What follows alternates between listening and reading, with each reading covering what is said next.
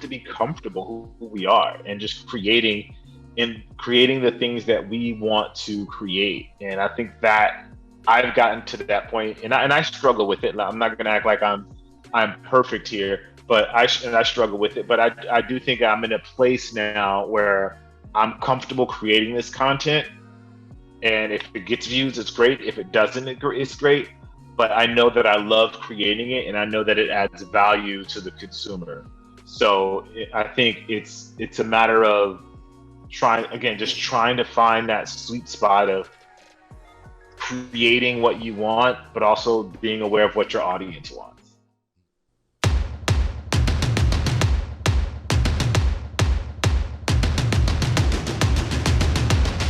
What's going on, everyone? Welcome to Deep MCs, the podcast that seeks to push meaningful conversation to a whole new level. Whether it's for your entertainment or your personal growth, we appreciate you being here today. And now, on to the show. What's going on, Deep MCs? Welcome back to episode 2 of Behind the Curtain. And today we have a very, very special guest for you, man. The one, the only, Jacques Slade at Cousteau. What's going on, brother? How you doing, man? I'm doing well, man. Thank you for having me on the show. No, thank you. The pleasure is all mine, for real. If anybody knows me, trust me, they know you. I can say that. So I yeah, appreciate man. that. No, for sure. I reached out to you, and I to be honest with you, man, I was super nervous. I actually had conversations with several people about, man, should I reach out to this guy to get him on the show? I don't know what to have, man. If I get shut down, it's gonna be devastating, But no, Ah, the fact that you're able to make it. I mean, you laugh, man, but let me say this. I want to start by saying this. I don't think that. I mean, maybe you hear it, maybe you don't do that. You are by far one of the most humble guys, I would say, that's out there in the social world, content creator platform that there is. And I feel that sometimes gets lost, especially when you're rolling in circles amongst uh, content creators. So the fact that you are the person that you are, that speaks volumes. And it sounds odd, and I know it probably maybe feels weird hearing, but like, here I am, right? Like, I'm just an average person. I'm the consumer of your content. Um, so for you to be on the level that you are, right? You're saying I want to say what 2+ million on YouTube and growing on IG. The fact that you even take the time to interact with people outside of your world is huge. It's huge. And I don't know if you know how much of an impact that has on the consumer. well, thank you, man. I appreciate that. I mean, I feel like I'm a normal person just like everybody else. I don't think I'm doing anything different than anybody else. So, yeah, I appreciate it. No, for real. And people are gonna get tired. I really want to drive this point home because, part of the reason why I wanted to do what I'm doing now and sitting with the content creators that are out there is I feel that there are a lot of really genuine people, really humble people, but I feel that there's a side of the creator that isn't really seen because a lot of them get stuck in this role that they play to create this show. But you, throughout the course of your time, I think that it's been seen as a natural progression. You're evolving, you're changing, but also you still take the time to acknowledge everyone. I want to say, when our interaction, I mean, for me, I remember it very vividly, right? But it just started out as like, I asked a basic question, you answered a basic question. I asked another question. I want to say you were doing a run and you're wearing a weighted suit, had a bunch of beads in it, and I asked you a Oh yeah, question about yeah, that, yeah, and you had replied to that. And I mean, for someone like me, I'm like, who am I? Here's this guy, whatever. And I remember you even made a comment. I made a conversation. I asked about when I'm going to see you on Full Size Run, right? And you said something yeah. to the effect of, well, I'm just me. I don't think I'm at that level yet, but I'm to us, to your 2 million plus people on YouTube, like you're already at that level. You know what I'm saying? And you still stay humble throughout all of that, throughout everything that you're doing, even when you were talking about this product here, right? Which I need to re-up soon. I had to fluff it to make it look full, but Even when you showed the story of reaching out to create this product, you even approached the people as like, hey man, I'm a regular person. I have this idea, to me, I'm like, this fucking Jacques Slade, bro. Like you just ask. You're doing the Olympics, and you're doing eBay sneakers, and you're doing all these things, and you still view yourself as everybody else. And I mean, I seriously genuinely can't speak up the quality and such a humble human being that you are to enough people. And so I hope by doing this, I'm able to show that, but also hopefully be able to connect with other content creators and show that there are real, genuine, caring people behind just the content.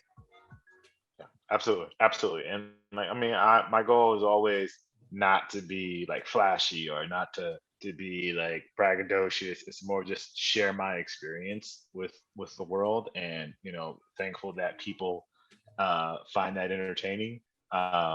And and leave it at that. Like I know I'm very lucky to be in the position that I am, so I don't take it for granted, and I don't try to make it seem like I'm doing more than I am, or that I've done all of these things. Like I'm just working like everybody else. This is my job, and I try to be grateful that I have this job, and make sure I keep it as me as possible.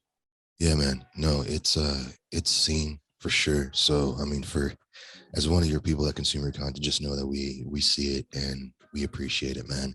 And Thank you, man. what you say is very genuine. And I mean, you see the transition, especially going from the earlier days where it was very much a sneaker review channel, right, on YouTube, and then now turning into your hard pass and everything else like that, and tackling some of the topics that you do, like the genuine content that you have. If for me, I'm always going to watch, I'm always going to take it all the way to the end, but I wish that people would give it more love and appreciate it more for what it is, because the things that you actually talk about are real. And yeah, you have to get through the first part, and you have to get through the sneakers, and you have to get through the heat check, and everything else. But the way that you end it, man, and always trying to bring something real to the show. I mean, it's awesome to see that progression and see that change. It's the growth is crazy, man. So yeah, you keep doing what you're doing.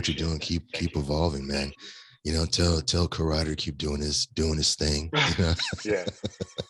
Yeah, it's just are we ever going to see CoWriter back on the show? I mean, are you able to say that? I think the character CoWriter will come back on the show. The actual CoWriter doesn't really want to be on the show, but I think the character of CoWriter, and I think we've done a pretty good job of kind of developing the character of the CoWriter, sure. even when we don't show him. But I think he'll make a comeback for sure. Awesome. I know we look forward to that, man, for sure. I did kind of want to ask you though. It's just kind of me, and I was going to ask this a little later, but we'll jump into it now, because as I'm playing, this bland ass music in the background, I play my intro, I'm thinking, what is the composer Jacques think of all of this, right? A lot of people don't know that you dabble in the music world, right? I mean, it's been brought up before in the task, and from my experience and seeing you and following you through your career, I think, and I could be wrong, and please correct me if I am, because I always want to be factual.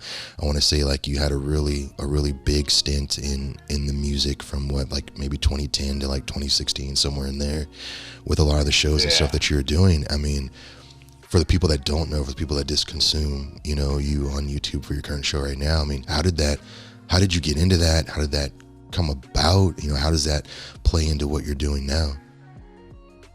I think music generally was my first love. Like, music is something that I kind of fell in love with early on in my life, and it's what I always wanted to do. And I think sneakers was kind of like a second behind. Well, it was probably like music, basketball, and then sneakers kind of thing. It was kind of like the thing that I really loved.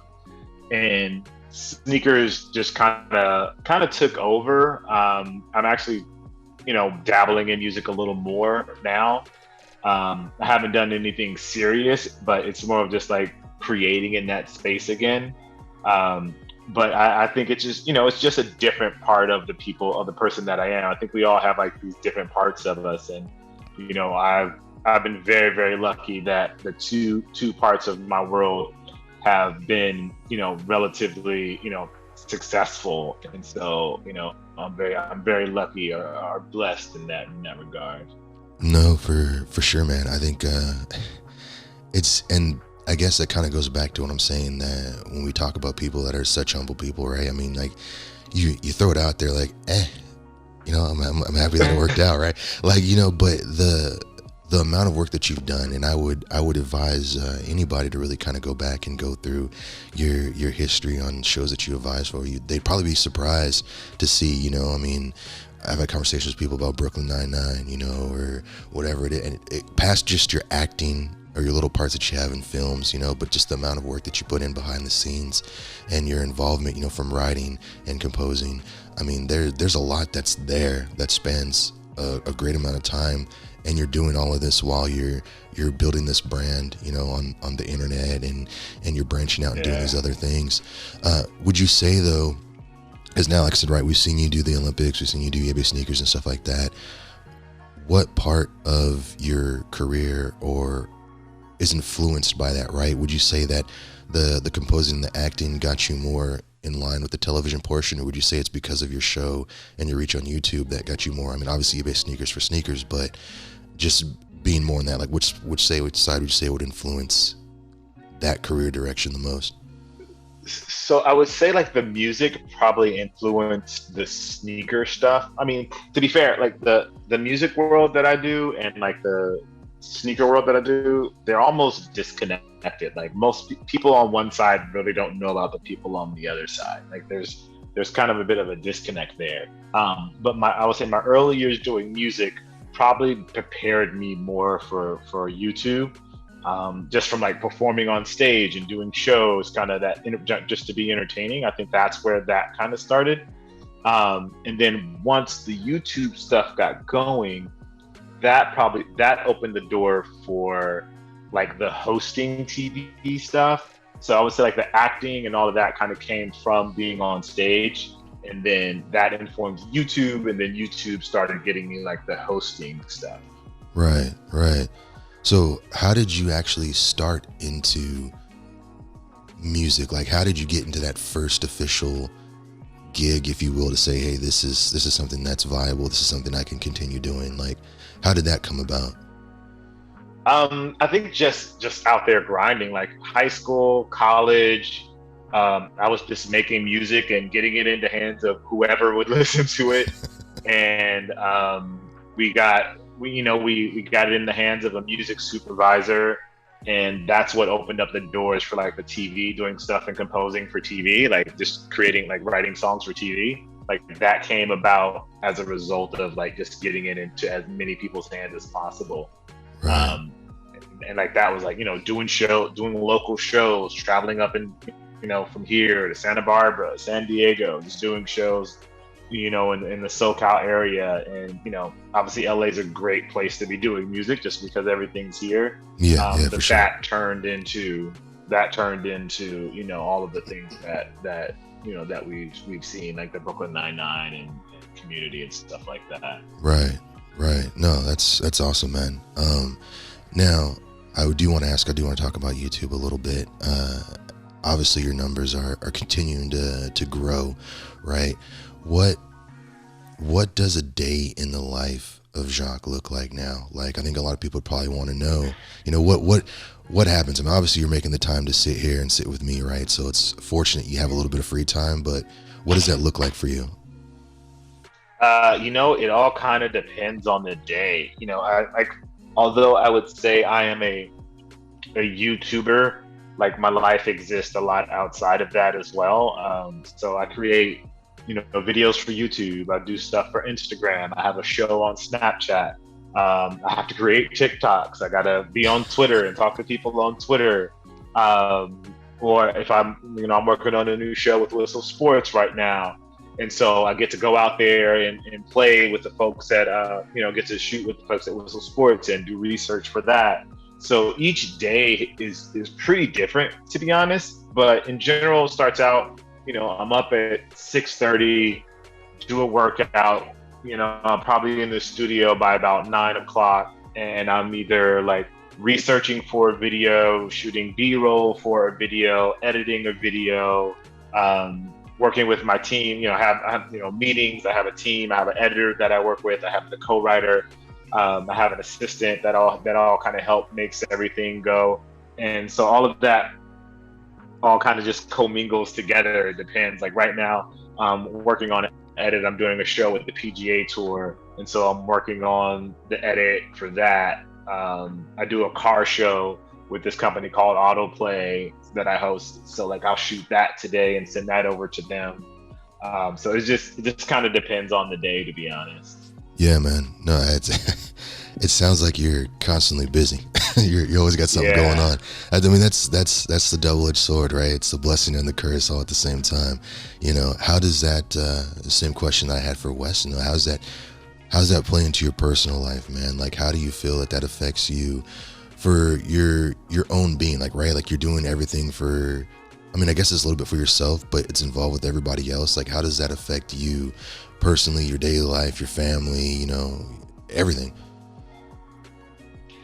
For me, those things are unfortunately they're a little more integrated, just because my studio is in my house, so that makes it easier to work longer hours or easier to ignore. Yeah. So I think for me that's why I'm working on trying to get like an actual studio space now, so that I'm not doing everything from home. Right. But it like they're pretty finely integrated at the moment, just because it's a bedroom away kind of thing. Yeah. No, I was always wondering that for myself. I want to say there's been a couple shows that you've done where you're recording and then you go outside. I want to say what was it the Adidas ones that were in the ice? I don't know. It was one. Yeah, it was one of the ones. But I'm just like, he's doing this out of his home. How does that work? Because it is hard. People say, oh, well, work from home makes it a little easier, so on and so forth. But when you're producing as much content as you are and you're incorporating as much as you are with everything that's around you, like, I could see it also being a major draw, right? Because it's always like, I have to do this, I have to do this, I have to do this. And like you said, you can do it because it's literally right there. So the hours can go a little longer. And it's always just interesting to see, how that affects the people or the people that are creating the content. Because I think a lot of times people don't realize, maybe a little for your show, it's a little easier because you do have a longer show, but people don't realize the amount of time and effort that goes into these videos, right? And they just expect, he posts on this day and it better be here, and and if it's not, what's going on, but it's a lot of work and it's a big draw. Yeah, man, it's easy, but it's hard. Like I love having it here because if I do need to do something, I can just get up and go do it. But at the same time, I can just get up and go do it, which makes it, which can be a problem sometimes. Yeah, no, for sure, man, for sure. I do want to ask though too now in your creation, I know you're doing a lot of other things, but I kind of want to keep it centrally YouTube focused in itself. The first question is what does it feel like? I mean, I know you're going to say you don't really necessarily recognize it because, like I said, you are a humble person and we touched on that a bit, but when you see the following that you have and you see the amount of interaction that you get, like for someone like you, like, I mean, what does it feel like for you to be acknowledged by so many, as one of the people that are pushing things forward, and how do you stay centered and stay focused and stay grinding? Like, what's your motivating driver to keep evolving and making this content? Yeah, I honestly, I don't think about it that way at all. I think about it in a way of how can I continue to make a better product. For me, it's like, how do I make the storytelling better? Like, how do I make the videos better? Like, that's the big goal for me. It's not to, I try not to, I don't think about the audience necessarily in that way.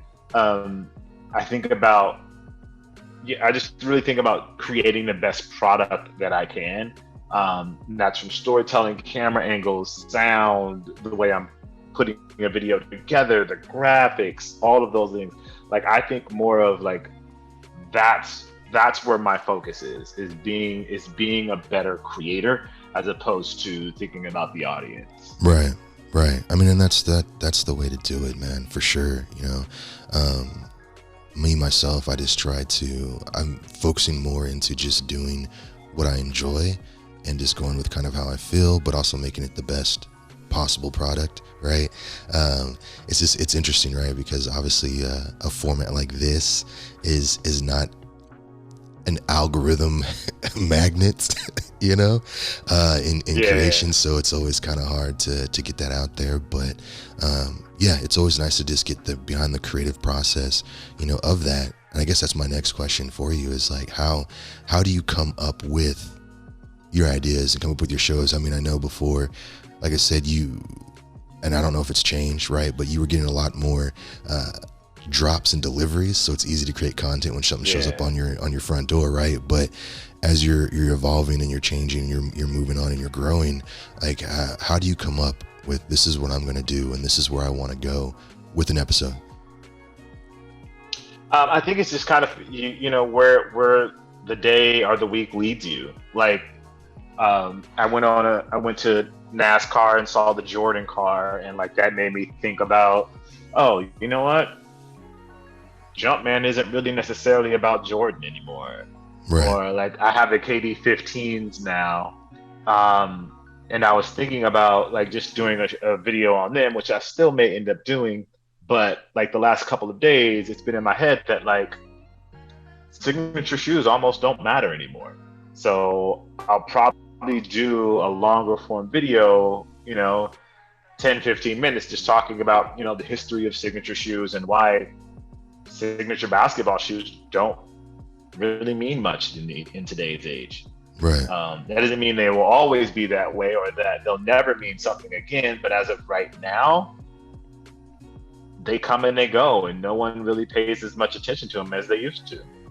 No, I mean, I would agree with you on that, and that'd be a fantastic episode. Absolutely, man. You should definitely do that. I won't take credit for it because you said it, but you should definitely do that. I think that'd be huge. You know? Speaking of NASCAR, I mean, when we're going to see you on the F1 circuit up there with Lewis and doing collaborations, he's doing some fashion things now. I mean, is that in the works? I'd love to. I love F1. I've been paying a lot more attention lately, but I think I got a long way to go before those kind of folks acknowledge me. Oh man, I would disagree. I would strongly disagree with that, man. We're gonna have to start a get you to the F1. I mean, it's in Austin, so it's not too far. You can make it out, enjoy the city, you know, watch the race, see what goes on, man. Hopefully we can get you there though. Yeah, that'd be awesome. I could see that. But yeah, going back into your content and into everything that you're creating. I know you talked about you have a team that's working with you now. One of the things that, you know, like I said, when I sat down with Weston and we had a conversation, you know, he was talking about his growth and his development and getting to the point where he could hire teams, right? And then there becomes a pressure that now you're responsible for these people and making sure that they have a livelihood and everything to go on to. I mean, do you ever feel pressure by that, you know, or do you ever feel, I mean, it's a little easier when you have, listen to me, I'm saying it's easier, I have no idea, but when you have such a larger following and the amount of people there, I mean, maybe it's less of a stress, but do you ever feel yourself being pressured, like I'm responsible for these people? Oh, absolutely. I think it's just a natural part of the growth process. You know, it's like these people's livelihood depend on me now.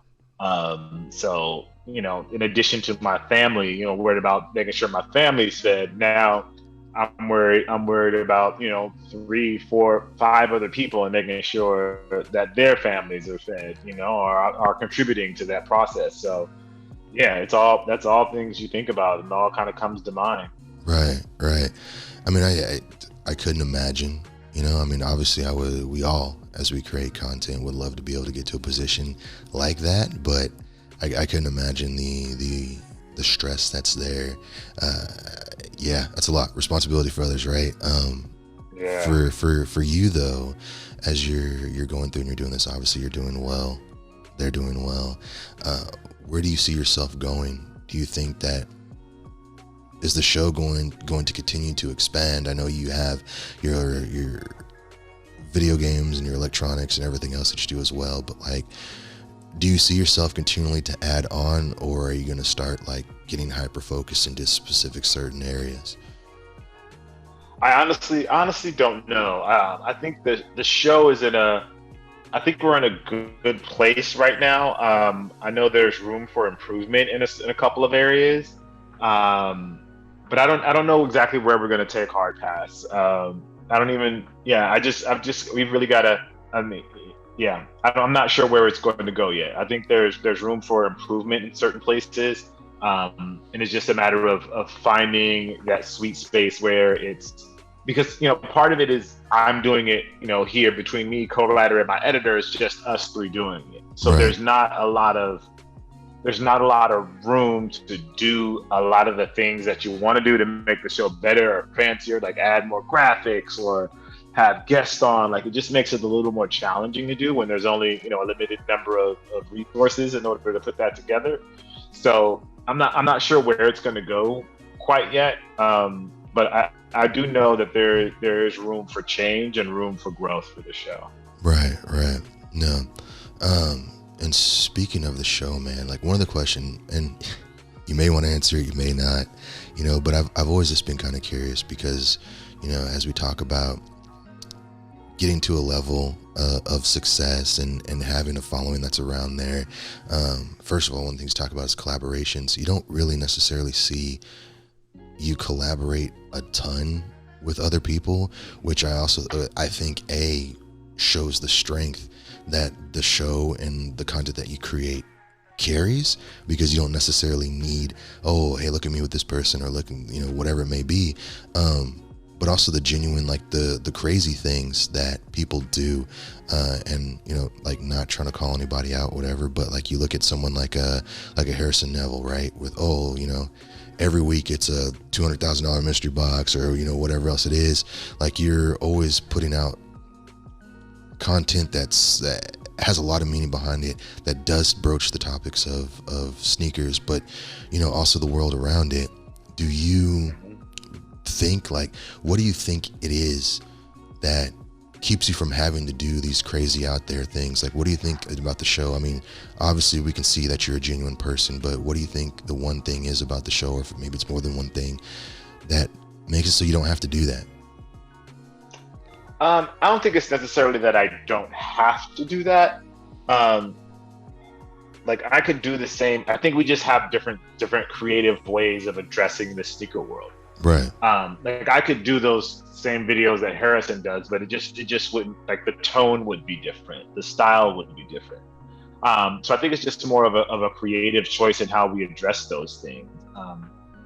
I started Hard Pass because I didn't want to just do unboxings. I didn't want to be locked into doing unboxing. I wanted to be able to do different things. And so Hard Pass has been going on for, gosh, maybe 2, maybe 3 years now. Yeah. And it still hasn't got like widespread success. It's not like it's getting 100,000 views or 1 million views every episode. You know what I'm saying? Some get 20, some get 30, some get 50, some get 15. But I'm okay with that, because I think it addresses a place in the world of sneakers that people haven't been talking about, and it also allows me to be creative in a different way and to show my different skills. For sure. You said something that is kind of key, and I see, at least from the consumer perspective, when you talked about being locked in. And I will say that is one thing that you do a very good job at, is kind of pivoting and slowly moving this needle. And it's not, I mean, for some it may seem shocking, but it doesn't seem like it's a shocking, flow that it happens. It's just like, hey, this is what it is. And then it slowly turns into this. And then now we're here and we're continuing to go off of that. Why do you feel, I mean, in the space that you're in, why do you feel that so many content creators are locked in to what they do and don't really pivot off of that? Um, I think the hard thing about being a creator is you inherently want to find success, and those measurements of success are different for different people, but the majority of them, success is judged by likes and views. So creators often, myself included, often get locked into a certain thing because that certain thing is what's getting us likes and views. And so we continue to produce that sort of content. And then when we try to do something different, it doesn't get the likes and views. And so we often abandon it right away because we feel like, okay, this is not going to work. Let me go back to doing the thing that works, even though we often get tired of doing that kind of content, or we often feel pigeonholed into doing that type of content. It's almost like an actor that really slays, just kills a role, and you're just like, man, they were so good in that role. Then you kind of always see that person in that role, no matter what else they do. Right. But like they can't be that person all the time, in every role that they play. So I think it's similar to that. Like creators just get caught in a loop of like, this is what gets me likes, this is what gets me views, so I'm going to continue to do this, versus taking the chance to slowly grow and slowly start doing other things and integrating it into your content. Right. No, I could see that, and I would definitely agree with that.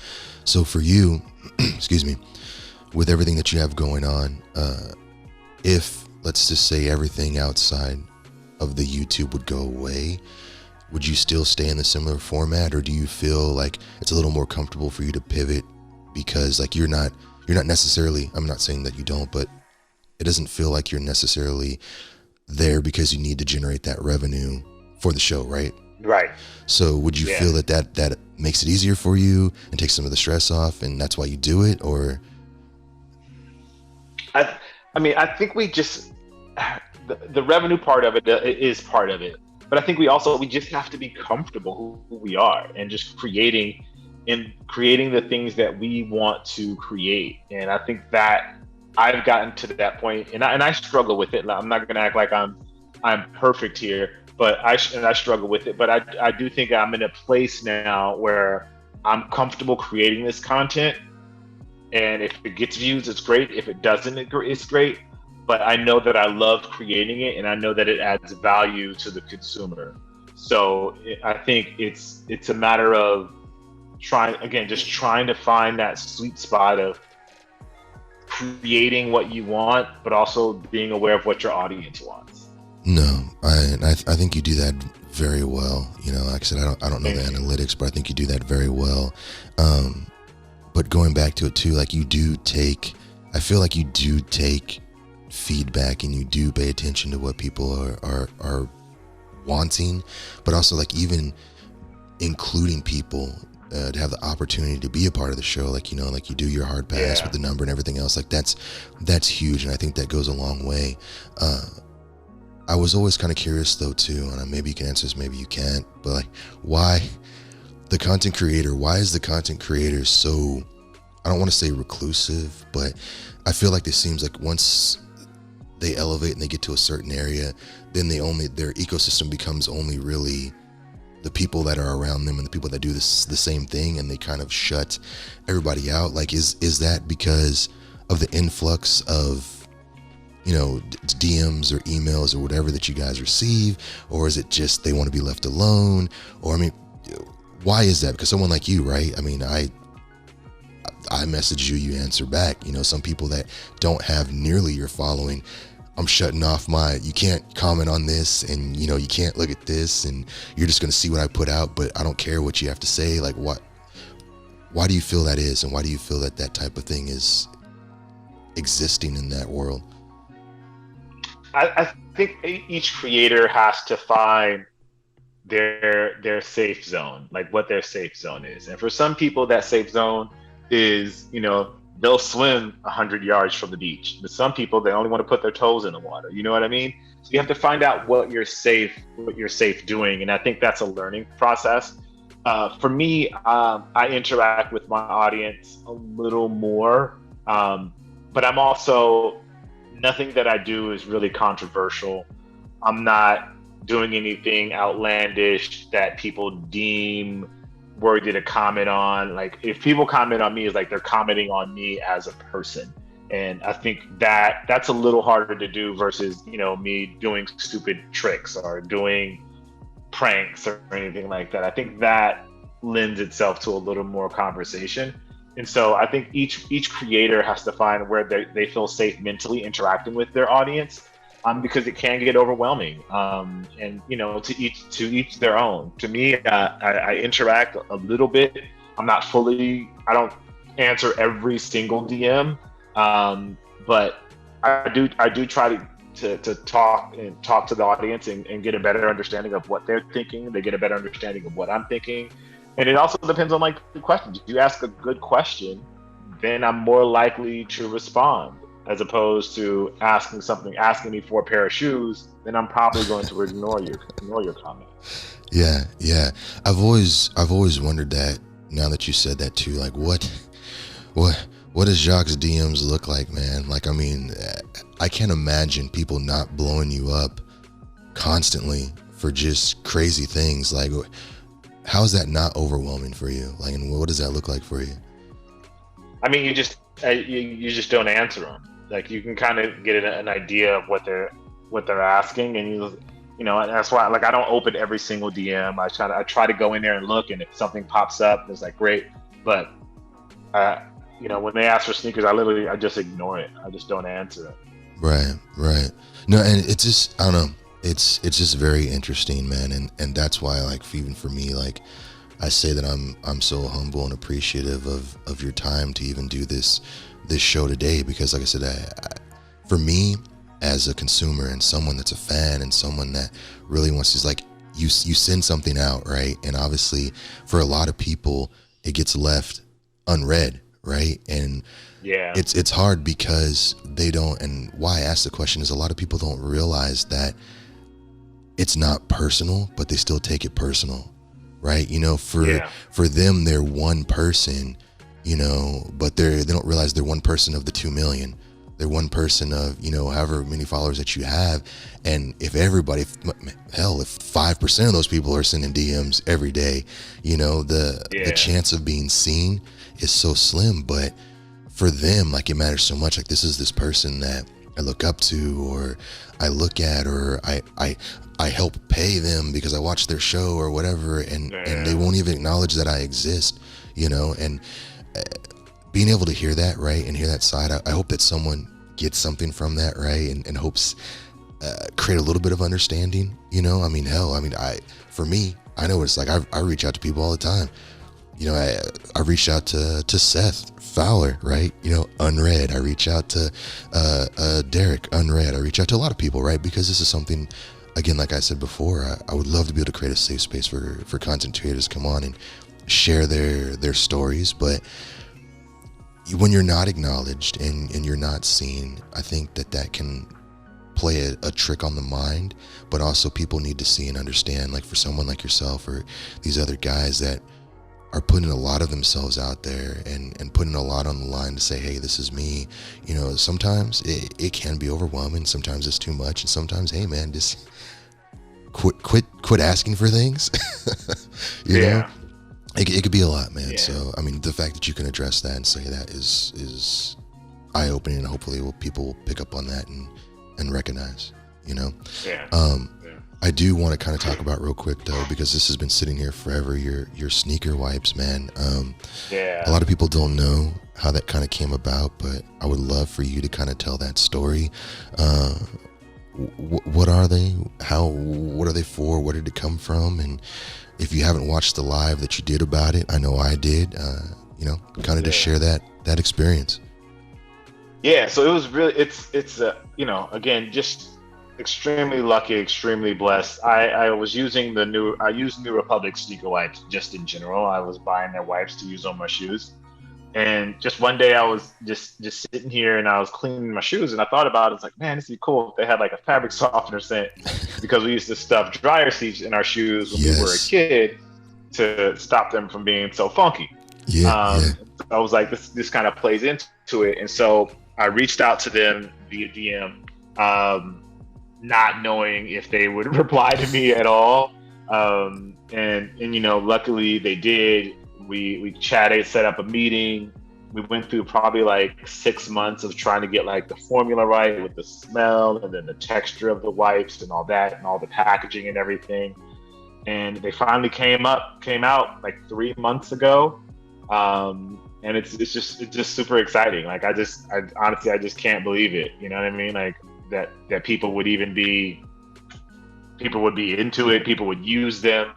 Just like seeing them in random videos and stuff. It's just very cool. Like I just never expected, like I'm not like the salesman kind of guy. So for me, it's hard to be like, hey, buy my wipes. Hey, buy my wipes. Like that. So that part is hard for me. But at the same time, I have to admit that it's cool to see a box. There's a couple of them sitting over there, like with my face on it for sneaker wipes, and that people actually use them and create content around them. It's just cool in general. Yeah, man. No, I definitely picked them up as soon as they came out, and they do work, and they are great. And being able to see you doing your thing, man, be able to be a part of that and support that is for me was a big deal, because I feel like I watched this guy come up through everything, and if I can help in any way possible, I mean I will. I know for sure. Are there any future collabs coming up? You have anything else coming up that we can get a little sneak peek on, or is it all top secret right now? I mean, we did this thing with Round 21. They make mini basketball hoops, so we did a series with them of mini basketball hoops. So one of those came out already, and we have like 4 or 5 more that'll come out in the series, which is really cool. It's just like my own like retrospective of basketball through the hoops. And they're almost like mini little art pieces, but you can shoot basketball on them. And I think that's it. Those are the main things that are coming out right now. All the other stuff is like so early in development that it's not even worth like talking about. Right. No, I hear you, man. So we talked about a little bit earlier, or I mentioned it at least when I talked about we need to see you on Full Size Run. So no Full Size Run, no sneaker shopping. What is I know that there was a point in time where you were part of Complex Media. I don't know if you still are. I don't know what it is. Why do we not see more of those collabs, man? Why do we not see more crossovers? I feel if we talk about sneaker culture and everything else, like for me, like there's a lot of guys that are in the game, but I feel like you're one of the people that are handling it in a big way and really putting it out there and making it more like why is there not more collaboration? I think it's hard to collaborate because in a sense we're all peers in a sense, and even though we're all super friendly to each other and we talk to each other, I think there is a level of competition to it. I think between us, and also like none of us are big stars. Generally it's big stars. Like I was on Full Size Run, which was great. Shout out to the Full Size Run crew. I appreciate them having me on. But sneaker shopping, like it's generally reserved for like, for the most part, like A-list celebrities. Same thing for Hot Ones. It's like A-list celebrities. All these things are like pretty high level people. I am, D-list at best. At best I'm a D-list celebrity. So I think I'll have to accomplish a few more things before like sneaker shopping and Hot Ones kind of come into the rotation.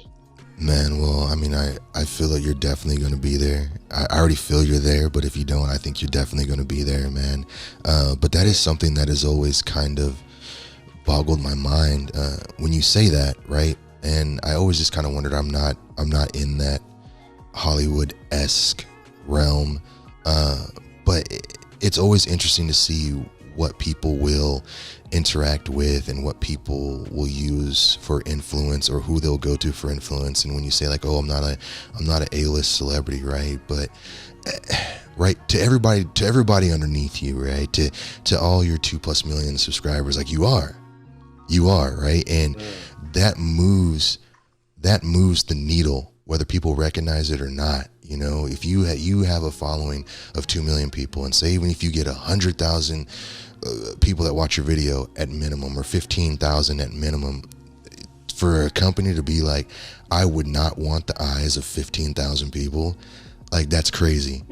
You know, it's crazy to me, right? But, or to consider that this is someone that people literally take 20 minutes of their day to watch and follow. I can tell you right now, there's a ton of A-list celebrities I can't get 20 minutes through their movie, you know, but to be able to sit and watch all this stuff like consistently, you know, to me, it just seems ridiculous that they wouldn't say like, hey, this is this guy, he has this following, this is what he's doing, like, and not acknowledge that or even want to be a part of that, because you are such a big part of the culture. I mean, that could just be me and how I feel, but it just seems odd to me that people limit or won't reach out, because hell, look at my following, look at your following.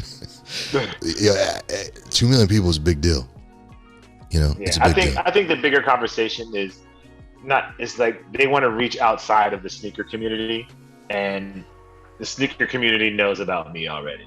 And these shows are opportunities for them to reach outside of that and reach another market outside of the sneaker community. So until I'm a household name outside of the sneaker community, I think things will be the way they are. All right, that's fair. Well, Hot Ones is nothing to do with sneakers, so Mr. Evans needs to get you on there, because we want to see it happen. We want to see it happen, man. Yeah.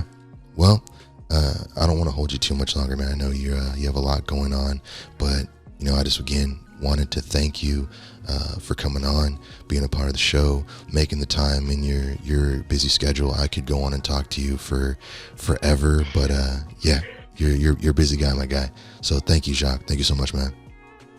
Thank you for having me, man. I appreciate it. Keep doing what you're doing. I love that you're having these, like, you know, no pun intended, deep, meaningful conversations with people, because I think that's what people want to hear. People want to hear more than just, hey, I have this project coming out, or, oh, this is my favorite sneaker. I think the deeper conversations provide an opportunity to really get to know someone in a better way. So keep doing what you're doing. Man, that means a lot, brother. I appreciate it, man. Thank you so much. All right, peace.